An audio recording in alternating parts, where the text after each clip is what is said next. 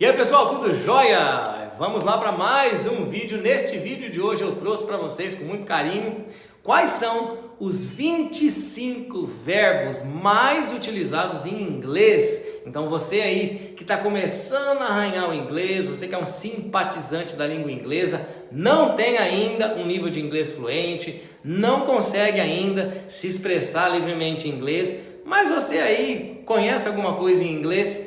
Quantos destes 25 verbos será que você conhece, hein? Vamos ver junto? Antes da gente mostrar para vocês os 25 mais badalados da língua inglesa, já sabe, né, pessoal? Dê aquela força, inscreva-se no canal, ative o sininho para você ficar sempre por dentro dos vídeos que nós fazemos aqui, com muito carinho, pensando naqueles que não falam inglês, naqueles que falam pouco e naqueles que já falam bastante, sempre com o intuito de aumentar o seu conhecimento. Bora lá então? Vamos ver qual que é o primeiro verbo que nós escolhemos para vocês? Primeiro é o verbo to be, o famoso verbo to be, aquele que a gente estuda desde que a gente era pequenininho, o verbo to be. O verbo to be é aquele verbo confuso em inglês que tem duas traduções, é o ser e o estar. Então, em português nós temos uma ideia para cada um. Nós temos o verbo ser e nós temos o verbo estar. Em inglês, os dois, eles estão englobados na mesma palavra, é o verbo to be. E lembra que be é a versão infinitiva para fazer uma frase, por isso que você fala I am, you are, he is. No passado você fala I was, you were. Então lembra que o verbo to be ele tem as suas conjugações. Então, dois exemplozinhos básicos para vocês. I am a teacher. Né? Esse é um exemplo que todo mundo aí, quando vai descrever a profissão, não tem como não utilizar o verbo to be. Ou um outro exemplo, I am here today. Aqui eu já estou usando ele mais com o sentido de estar e não com o sentido de ser. Viu só? O primeiro, o verbo to be, esse foi o nosso número 1 escolhido. Número 2 que nós trouxemos é o verbo have. E sobre pronúncia, pessoal, lembra que essa letra A do verbo have, ela é pronunciada um pouquinho mais exagerada. Então não diga have, diga have. Viu aí? Ela é um pouquinho mais longa. E o verbo have é o famoso verbo ter. Você vai usar toda vez que você estiver dando uma ideia de posse sobre algo. Vamos ver um exemplozinho aí? I have a car. I have a car. Viu aí? Esse é um exemplo que todo mundo consegue fazer. Um outro exemplo, I have a class today. I have a class today. Viu aí? Então, este é o nosso segundo que nós trouxemos, é o verbo have. O terceiro é o verbo do. E o verbo do, ele é curioso, porque ele pode ser tanto um auxiliar, e nós já gravamos vídeo aqui explicando sobre o auxiliar do, mas ele também é o verbo fazer, é o verbo do. Toda vez que você diz I do exercises in the morning, I do exercises in the morning. Olha aí, que você faz exercícios. Ou quando você pergunta a alguém, what are you doing? What are you doing? Aí, né? Mais uma vez estamos vendo o verbo do, o verbo fazer em inglês. Quarto verbo é o verbo say, que é o verbo dizer, falar. Então toda vez que você comunica algo a alguém, o verbo say está entrando em ação. Então quando eu digo, por exemplo, you say that I am your friend. You say that I am your friend. Olha aí, né? Então toda vez que você diz algo, é o verbo say que está entrando. No passado nós dizemos said. Então eu posso dizer, por exemplo, she said I am here today. Né? Então toda vez que eu quero falar alguma coisa no passado, é o verbo said. É a mesma coisa que o say, mas ele é um verbo irregular. Nós também já gravamos vídeos aqui explicando sobre os verbos irregulares. E no passado ele vai entrar com a forma said. Então, o verbo say é um verbo que você precisa conhecer e saber usar. O quinto verbo é o verbo go. Esse é muito utilizado, pessoal. Não tem como sobreviver se você não souber o verbo go, que é o verbo ir. Então, quando você fala I go to school in the morning, I go to school in the morning. Olha aí o verbo go. Ou quando você perguntar a alguém, where are you going? Where are you going? Né? Então, aí mais uma vez, estamos vendo um verbo que é extremamente utilizado no dia a dia aí da língua. Nosso próximo verbo é o verbo get. Pensa numa complicação, é o verbo get. O verbo get, ele tem basicamente em inglês, perceba só, ele tem basicamente 75 traduções diferentes. Tem uma lenda no inglês que fala o seguinte: quando você não souber falar um verbo, usa o get, que a chance de dar certo é muito alta. Pessoal, a ideia central básica do verbo get é conseguir. Então, quando você fala assim, por exemplo, I will get my test with the teacher. I will get my test with the teacher, né? Vou conseguir o meu teste.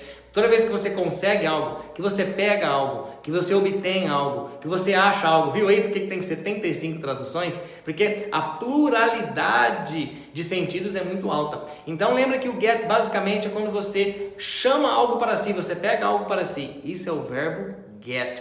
Também pode ser usado quando a gente fala, por exemplo, tornar-se. Então você fala I got very sad yesterday, né? Quando você ficou triste, você diz I got very sad. Mais uma vez está entrando o verbo get. É bastante complicado a gente saber quando usar corretamente o verbo get, mas agora você já sabe com duas ideias básicas: conseguir ou tornar-se. Nosso próximo verbo é o verbo make, que também, curiosamente, é o verbo fazer. E, inclusive, pessoal, tem aí uma certa controvérsia, tem aí uma certa polêmica envolvendo o verbo do, que é fazer, e o verbo make, que também é fazer. Não se tem uma diferença central entre os dois. O que nós temos é um conceito que circunda a utilização deles. O verbo do, ele é o verbo fazer, só que ele é usado mais para sentidos abstratos. I do exercises. What are you doing? I did something right. I did something good. I did something bad. Perceba, estou falando em coisas que não são necessariamente físicas. Agora, um bolo, I make a cake. A minha cama, quando eu arrumo, I make my bed. O café que a gente faz de manhã, I make my coffee. Então você percebe que o make, ele também é o verbo fazer, mas ele é o verbo fazer um pouquinho mais físico, para ações que você pode enxergar, que você pode apalpar. Então, verbo make também aí é mais um verbo que deve estar no seu vocabulário. Lembre bastante da forma passada dele, que é o made. Por isso que quando você pega um produto e você vê made in Brazil, made in China, olha aí, o verbo make novamente sendo utilizado. Próximo verbo é o verbo to know. Esse é curioso porque ele tem um K que não é pronunciado. Então, se você pegar a palavra não, know, e o verbo conhecer, know, a pronúncia é a mesma. E o verbo know significa justamente isso, é o conhecer. Então, quando eu digo I know you, olha aí, estou dizendo que eu conheço você. Ou se eu falo do you know me, olha aí, mais uma vez, o verbo know entrando em ação. O passado dele é knew. Uma pronúncia bem aí interessante, bem curiosa, é um knew, e essa é a forma dele que você utiliza no passado. Então, mais um verbinho, o verbo know, que deve estar no seu vocabulário. E aí, pessoal, até agora, conhece todos os verbos? Tem algum aí que chamou alguma curiosidade? Conta pra gente aqui nos comentários, é interessante. E lembra só, se tá curtindo bastante o vídeo, pessoal, não se esqueça de se inscrever em nosso canal, indicar para as pessoas que você conhece e sempre ativar o sininho pra gente poder estar sempre aí pertinho, trazendo curiosidades da língua inglesa. Próximo verbo é o verbo think. E aí, pessoal, ó, pronúncia, hein? Não vamos falar think, think, shrink, sgrink. Não, nós vamos colocar a língua nos dentes e vamos falar think, think. Não gosto de pôr a língua no dente, não tem escapatória. Esse é um som que pertence à língua inglesa e aí ele deve ser articulado corretamente. Think. Think pode ser tanto o verbo pensar, quando o verbo achar, no sentido de ter a opinião sobre algo. E até já vou deixar para você uma expressãozinha super bacana. Quando você quiser concordar com alguém, no sentido de dizer acho que sim, você diz ó, I think so. E quando você quer discordar, você fala I don't think so. Olha que bacana. Só de colocar o so na frente, você já recupera tudo aquilo que a pessoa te disse. E aí em uma frasezinha pequenininha você concorda ou você discorda. Então, mais um verbinho bacana para você aí é o verbo think, que agora, além de conhecer, você também sabe pronunciar bonito. Próximo verbinho do coração para você é o verbo see. E olha que coisa bacana que acontece em inglês. Quando eu falo see, você também pode pensar no mar, aquela coisa bonita da praia. E sim, de fato, mar. E o verbo ver, eles têm a mesma pronúncia. See, embora são palavras com escritas diferentes, eles têm uma mesma pronúncia. Dizemos que são palavras homófonas. Se escreve diferente, mas se pronuncia do mesmo jeito. E o verbo see é o verbo ver. Não vamos confundir com o verbo look at. Qual é a diferença de see e look at? See é uma faculdade que todos nós temos. Quando você abre os olhos, você see, você vê. Agora, quando você olha para algo prestando atenção, isso é look at. Então vamos focar no nosso verbo see, que foi o que a gente trouxe para vocês. See. E sabe como que é o passado do verbo see? Que legal? Você fala saw. Então eu posso falar I see people here. E eu posso falar I saw people here yesterday. Viu que bacana? Então esse é mais um verbinho que tem que estar no seu vocabulário, que é o verbo see. Próxima estrela da nossa lista é o verbo come. E pessoal, pronúncia, hein? Não pode falar come, é come. Então veja só, come é o verbo vir, o oposto do verbo go. Então eu tenho o go e eu tenho o come. Vamos lembrar aí do famoso Mortal Kombat. Lembra do Scorpion quando ele falava come here? Olha aí o come aparecendo. Come here, come fast, come soon, come. Essa é mais uma palavra que deve estar aí no seu dicionário. O próximo verbo é o verbo want. E o verbo want é o verbo querer. É quando você expressa vontade sobre alguma coisa. E sabe o que é uma coisa bacana aí do verbo want? Depois do verbo want, eu posso ter alguma coisa. Então, por exemplo, I want money, I want food, I want water, né? Olha aí, ó, 3 coisas que eu quero. Mas depois do verbo want, pode também aparecer um outro verbo. Só que aí você precisa colocar a palavrinha to no meio. Então eu falo assim, ó, I want to study, I want to drink, I want to go. Viu que legal? I want. Então lembra só, falou o verbo want, você pode colocar tanto o want to, quanto colocar alguma outra coisa que você queira. Próximo verbinho que com certeza você sabe é o verbo use, que é o verbo usar. Então toda vez que você estiver fazendo utilização de alguma coisa, é use. Então eu posso te dizer, por exemplo, I used my car to go to work today, né? Estou fazendo o que eu utilizei, né? Usei meu carro, então use, e o passado dele é used, né? Eu posso perguntar, preciso usar uma coisa que está na sua mesa, mas antes eu sou educado, eu vou te perguntar, are you using it? Olha lá, né? Se você está usando, então esse é mais um verbo super interessante, use, que tem que estar na sua lista. Próximo é o verbo find. Find é quando você encontra, acha alguma coisa que estava perdida. Find. Eu posso te dizer, por exemplo, vou usar no passado um exemplo, o passado dele é found. Eu posso te dizer, I found money on the street yesterday. Né? Olha que bacana, achei dinheiro. I found. E found é o passado do verbo find. Se eu quiser fazer uma frase no futuro, eu posso te dizer, I will find a place to live. I will find a place to live. Viu aí? Então, mais um verbo que precisa estar aí no seu vocabulário.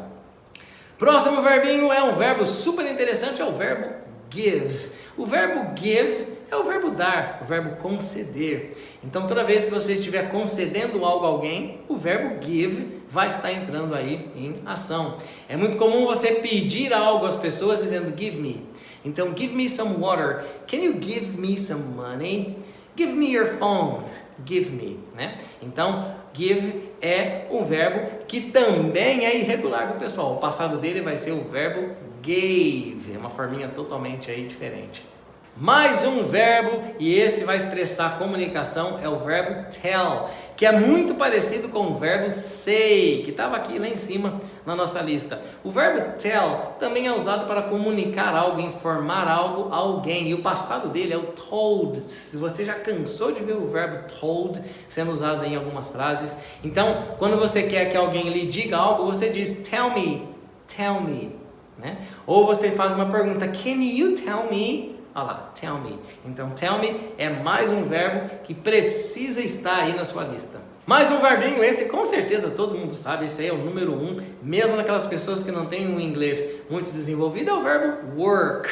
Mas uma coisinha bacana que ninguém presta atenção é a pronúncia do verbo work no passado. Você sabia que embora a gente escreve ED no passado, nós não pronunciamos D e sim T. Isso mesmo, T de tatu.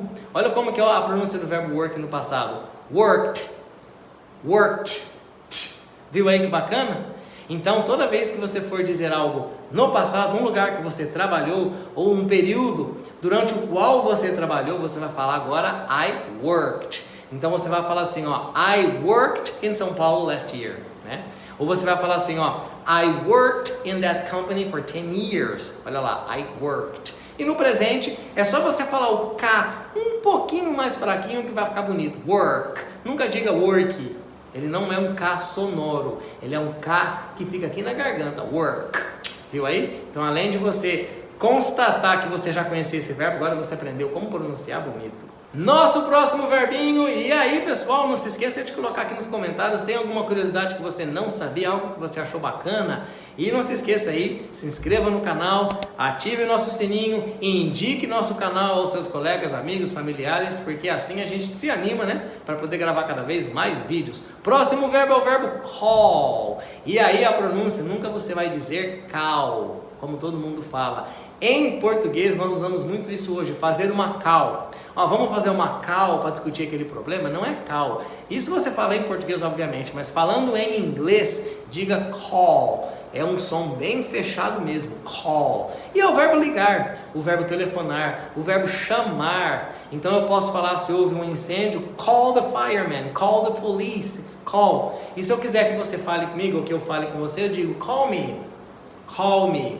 E uma curiosidadezinha a mais, no passado você também não pode pronunciar a letra E. Ela está ali na escrita, mas ela não entra. Sabe qual é a pronúncia do verbo call no passado? Called. Called. Viu aí? Parece que nem tem a letra E. Então, assim que você pronuncia corretamente o verbo call. Próximo verbo? Nosso próximo é o verbo try. Esse é o famoso verbo da insistência, é o verbo tentar. Também pode ser o verbo experimentar. Quando você vai ver uma roupa, por exemplo, you are trying that t-shirt, né? Você vai experimentar aquela camiseta. Ou uma comida, você também experimenta. I tried French fries. Eu experimentei. Então, toda vez que você quiser dar a ideia de tentativa ou a ideia de experimentação, é aí que entra o try. Próximo verbinho é o verbo ask. E assim como aconteceu com o verbinho lá do topo da lista, o have, vamos colocar um pouquinho mais de exagero nessa letra A. Vamos falar ask e não simplesmente ask. Ask. E é o verbo pedir ou perguntar. Então, toda vez que você estiver pedindo a alguém, por exemplo, I asked my friend to use his phone, né? Quer dizer, nesse caso eu pedi o celular. Ou, se você quiser simplesmente fazer uma pergunta, I asked the teacher a question. Então aí também você pode perceber que em ambas as situações o verbo ask vai entrar bonitinho. Lembra o verbo work, que no passado nós falamos worked? Mesma coisa acontece aí. Eu no passado falo asked, eu não falo asked. Bacana, né? Certeza que essa você não sabia. Próximo verbo é o verbo need. E aí a gente também precisa dar uma exagerada nesses dois e's. A gente tem que falar need. E need é o verbo precisar, é o verbo necessitar. Então toda vez que você estiver com necessidade de alguma coisa, I need money, I need water.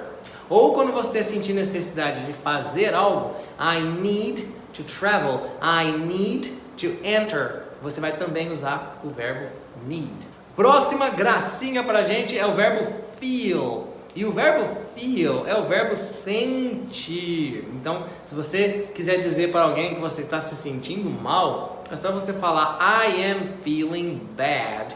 Ou se você estiver se sentindo muito bem, I'm feeling good. Lembra daquela famosa música I feel good?